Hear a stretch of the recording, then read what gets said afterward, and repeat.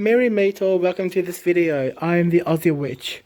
So today I'm outside in my garden and in front of me I've got this amazing herb. Do you know what this herb is? It is oregano.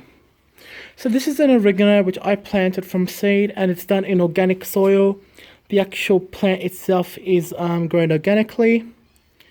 Now when it comes to oregano, I'm going to talk a little bit about its magical uses today. So when it comes to oregano, the way in which you want to plant it is in partial shade, so you don't want full sun. So I learned this by mistake where I had it grown earlier, and as you can see up here, I've got some dried leaves and stem. This was from when it was extremely hot, and I had it in a different area in my yard and it ended up burning. Now, the actual plant still has some, you may be able to see it, some green life in the stem. So it's not completely dead, so I'm leaving it. But here, as you can see, is the beautiful oregano. There are many different species of oregano out there. And some people consider marjoram and oregano to be the same thing. It is not. Marjoram is part of the oregano family. There are many different species of it. But the most common oregano out there that most people use or is known is Oregano vulgare, also known as Oregano vulgaris, which is your standard Greek Turkish oregano. Now that type of oregano that we're very familiar with in our cooking, that you can find in stores, etc., it's a subspecies of Oreganum hirtum, and it's a beautiful, beautiful plant. Now, as far as magically or metaphysically goes, oregano's gender is associated with masculine. So what this means is that it's a projective herb. So when you see in some of the old school books on magical herbs, etc., if they use the terms masculine or feminine, what they mean is a herb is either projective or it's receptive. So in the case of masculine projective herbs, it's stuff that is used to push out. It's to project outwards. So this could be things, for example, projecting out an intention. It could be for banishing, to cast away. That's what they refer to when they mean projective. When it comes to receptive herbs are things like lavender, which is used to relax you. It's for inner working. It's to help you go into that inner space. It's that thing which attracts. Now, the thing that I love about oregano is that it's not really a herb that's used often in magic or in witchcraft. I'm the type of old school witch who uses kitchen herbs as my main staple. My attitude has always been, when it comes to magic, the best way of learning magic, witchcraft, metaphysics is to grow your plant. And the best foundation to start is with your culinary herbs. Your parsley, your sage, your thyme, your rosemary, your basil, etc. Because if you grow these herbs from seed and you get them like this, if you harvest them, if you use them in your incense, in your sachets, in your cooking, as oils, as infusions, etc., you learn the different subtle differences that all these different forms of all these different preparations, I should say, using oregano can bring to you. For example, the ancient Greeks used oregano. Oh, sorry, my dog's just barking then. So the ancient Greeks added oregano to their food to strengthen love. That was one of its main usage.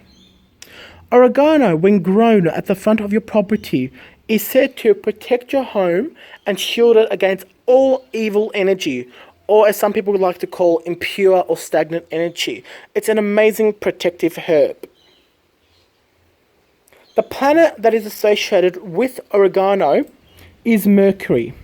Mercury being the planet of communication, which is very amazing because this plant is something that I use when it comes to communicating with love, to reveal one's true feelings, to strengthen one's emotions so that they can actually speak about their love in a deep, profound way, rather than in a shallow, self-absorbed ego way.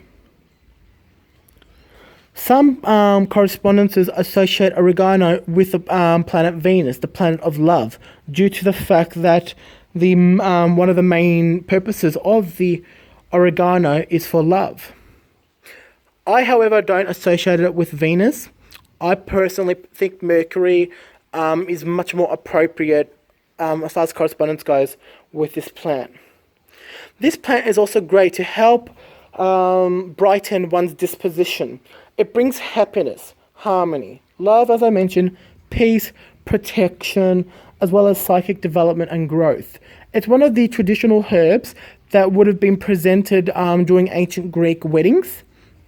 And it was one of those plants that would have been given in a sachet or even in the wedding wreath that we call the Stephana in ancient Greek weddings.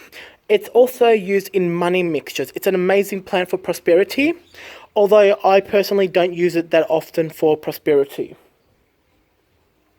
You can also get oregano in an essential oil form.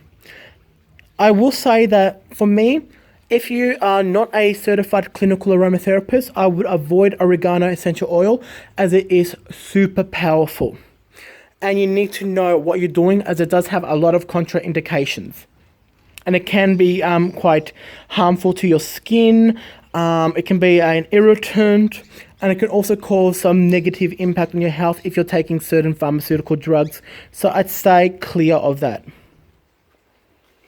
A lot of people will substitute oregano with marjoram, which is okay. Their magical properties are quite similar. Although I will say that marjoram for me is more associated with Venus. So for me, marjoram is more suited for love, whereas oregano is not only good for love, but it's also good for all those other aspects that I've mentioned, harmony, etc.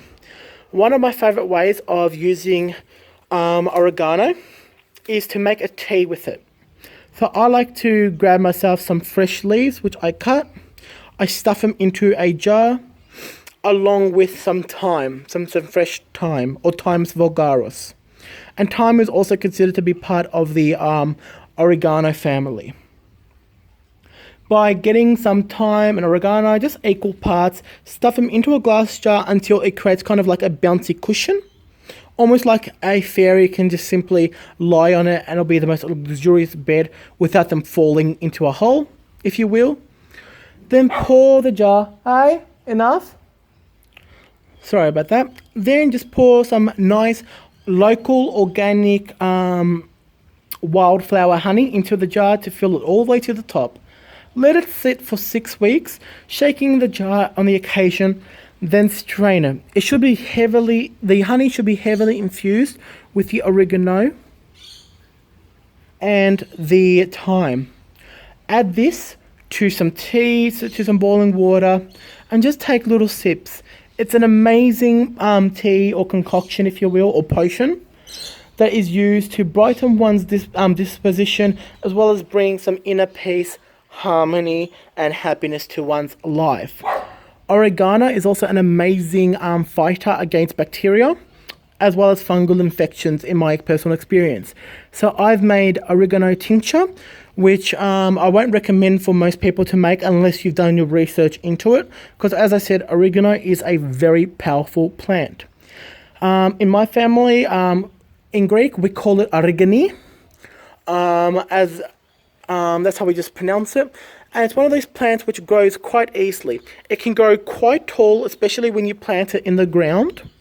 And when that happens, you just simply cut them from the base of the stem, hang them up to dry, and that will also concentrate the flavor.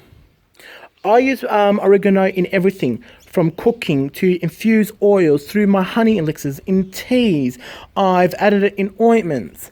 And by doing this, I've gained different knowledge on how to use them. So certain aspects of things I find better for certain practices. For example, as an incense, for me, oregano is an amazing protective herb. It brings protection in the form of incense. In the form of a honey infusion, it's great for love. As a sachet, it's great to bring happiness, I find. Same thing with an ointment. So depending on the preparation will determine which aspects is more potent from the correspondence associated with oregano. So I hope you guys liked my little witchy tip here and my video on oregano. Blessed be.